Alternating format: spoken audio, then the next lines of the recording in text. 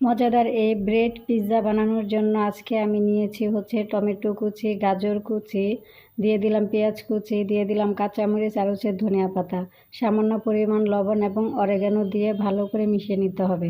তারপর নিয়ে নিলাম হচ্ছে 3টি ব্রেড এবং এর মধ্যে দিয়ে দিব টমেটো সস দিয়ে ভালো করে মিশিয়ে নিতে হবে। আর এখন দিয়ে দিব হচ্ছে কিউব করে কেটে রাখা সেই টমেটো পেঁয়াজগুলো 3টাতে সমানভাবে ভাগ করে দিব। আর আজকে আমি এটাতে ব্যবহার করেছি হচ্ছে মোজারেলা চিজ। এখন চিজগুলো দিয়ে দিব। চিজ যত বেশি দিবেন এটা খেতে তত বেশি মজা হবে। আর আজকের এগুলো আমি ঘরে থাকা উপকরণ দিয়েই বানিয়েছি। আরও অনেক কিছু দেওয়া যায়, কিন্তু আমার ঘরে যা যা ছিল আমি তাই দিয়েছি। দিয়ে দিলাম শুকনো মরিচের গুঁড়া। আর আজকে এই ব্রেডগুলোকে আমি ওভেনে বেক করে নিব 180 ডিগ্রি সেলসিয়াসে 15 মিনিট বেক করে নিয়েছি।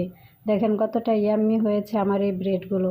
আর খেতেও কিন্তু অনেক বেশি মজা হয়েছিল এই ব্রেড পিৎজাগুলো।